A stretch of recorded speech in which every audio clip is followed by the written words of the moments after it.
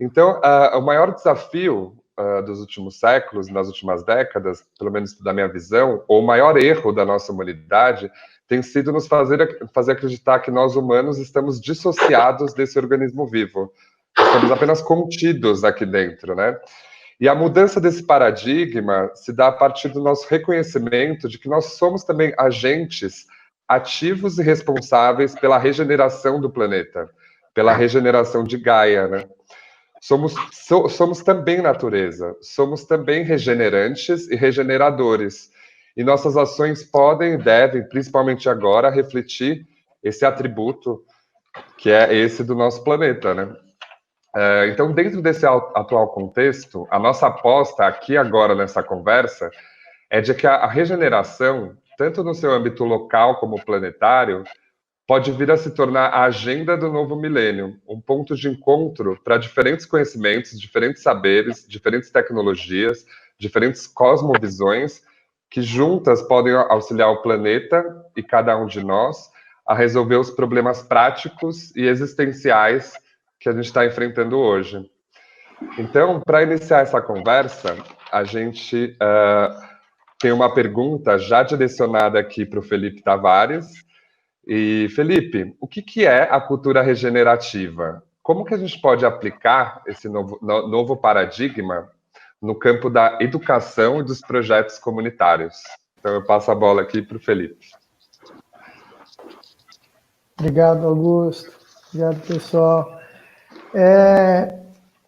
Primeiro, assim, quero fazer uma ressalva, né, que o próprio conceito de cultura, ele é delicado até mesmo para cientistas sociais e antropólogos, né? A cultura é um conceito difícil de se chegar em um consenso, tem muitas nuances e muitas particularidades, então eu gosto, até para evitar de falar bobeira, eu gosto de abordar como sendo abordagem regenerativa ou um paradigma regenerativo.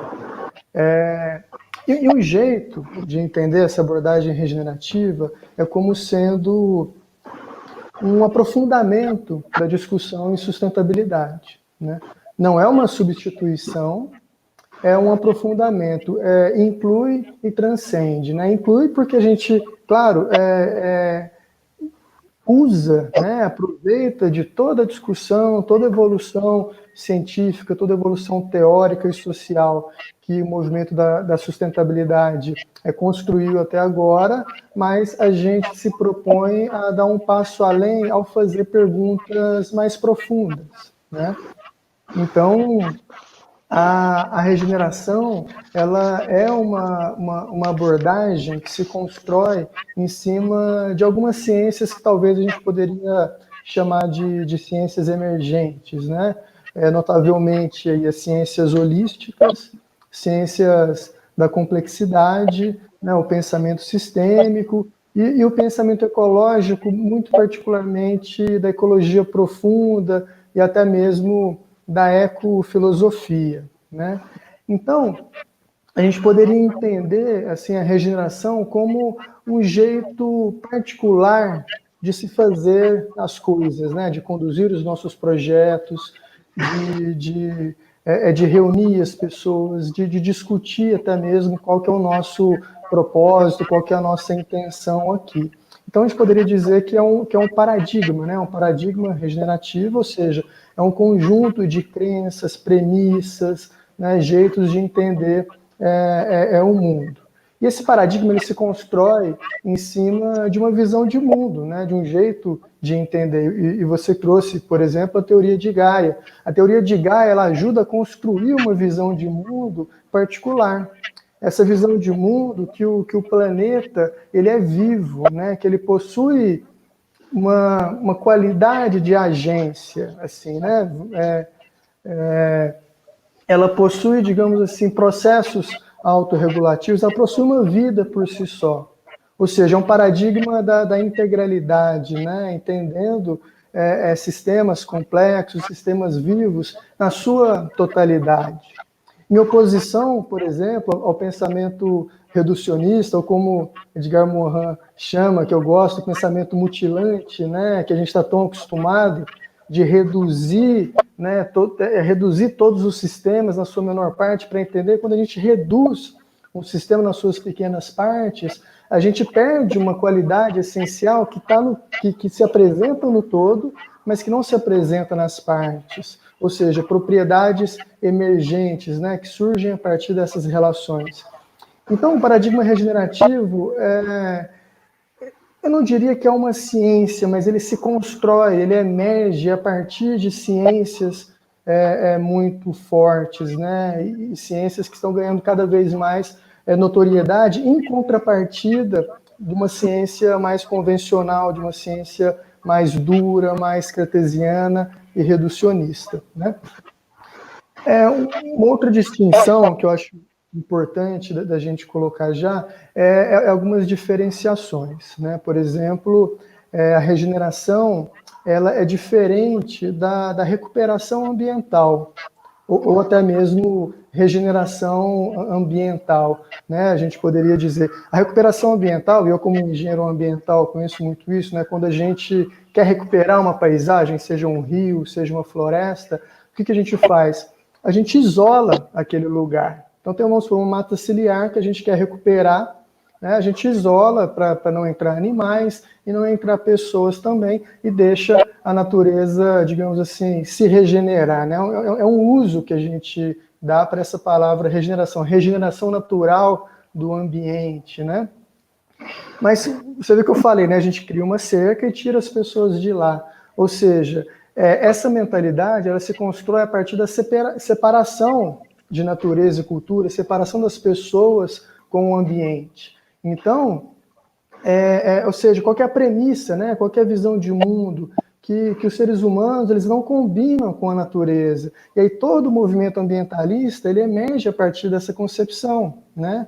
E isso é para a gente entender assim, algumas questões, óbvio, participante do movimento ambientalista e defensor das unidades de conservação, mas o que a gente faz? A gente tira toda a população que está em uma área, expulsa elas dali e fala, não, vamos tirar as pessoas que a coisa se resolve. O paradigma regenerativo, ele já entende, né, talvez a base principal é a superação dessa separação de natureza e cultura, entendendo que nós somos a natureza e que a nossa intenção deve ser de buscar as formas harmoniosas de viver como sendo natureza.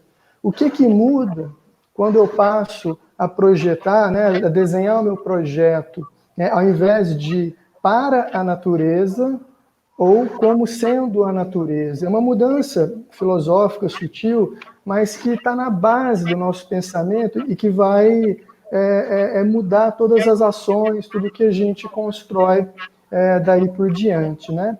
Então, já para entrar na segunda parte da pergunta, né, assim, como que a gente pode aplicar esse novo paradigma no campo da educação e nos projetos comunitários, né, assim, existem diversas formas. O paradigma regenerativo ele é muito bom para suscitar discussões, né? E quando a gente começa a se alfabetizar nessa abordagem, isso influencia o nosso próprio vocabulário. A gente utiliza o tempo todo um vocabulário mecanicista, né? Nossa, aquele projeto ele funcionou como um reloginho, né? Sei lá, você tem essas metáforas, né, da máquina. Não, cada peça é uma engrenagem do nosso sistema, né? O tempo todo a gente está recorrendo a um vocabulário mecanicista porque ele reflete a nossa visão de mundo. O que acontece quando a gente transforma a nossa visão de mundo e sai do mundo como uma máquina e do mundo como um sistema vivo, né? Até mesmo as nossas metáforas se transformam em palavras que são pouco compreendidas, como sinergia, propriedades emergentes, interdependências, interrelacionamentos, passam a habitar o nosso convívio social, né? E tem uma implicação direta na educação, e uma implicação direta também em como que nós organizamos esses projetos comunitários.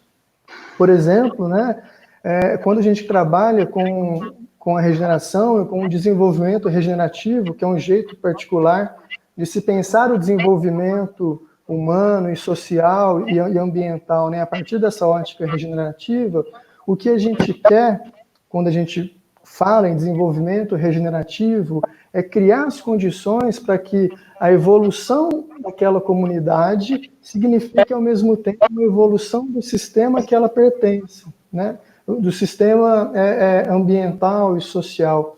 Então, a gente trabalha muito com a ideia de coevolução. Essa concepção errada de que os nossos sistemas estão separados, que é possível desenvolver economia em detrimento, por exemplo, do sistema ambiental, do sistema social, isso faz parte da cegueira desse pensamento mutilante, desse pensamento reducionista, né? Quando a gente ganha essa perspectiva holística, essa perspectiva integral, a gente entende que só é possível conceber sucesso individual, sucesso para o meu projeto, para a minha empresa, se o meu sucesso significar, ao mesmo tempo, o sucesso de toda a comunidade que eu faço parte. Então, uma iniciativa regenerativa, uma comunidade regenerativa, significa que ela trabalha, funciona como sendo uma catalisadora da evolução do lugar que ela ocupa, né? Então, se a gente consegue conferir para o meu projeto, né, objetivos, jeitos de organizar esse projeto, de forma que a própria atividade dela e o sucesso dessa atividade significa, ao mesmo tempo, o sucesso do contexto que ela está inserida, da comunidade, do lugar, do sistema biológico e social, isso é regeneração. Regeneração se dá quando a gente contribui para a evolução do lugar que a gente faz parte, que a gente habita, que a gente faz parte. E aí a gente consegue entrar, então, em um processo de coevolução, onde a evolução humana significa também a evolução ambiental e social, porque, de fato, a gente vive em um mesmo ambiente, em um mesmo planeta, onde a interdependência é a grande orientadora desses nossos processos, né? Então, se a gente entende a evolução, entende que a minha evolução é dependente da sua evolução, da evolução do todos, eu passo a ressignificar o que significa sucesso e o que significa bem-estar para mim e para, enfim, para a comunidade. É isso, a gente segue conversando. Obrigado.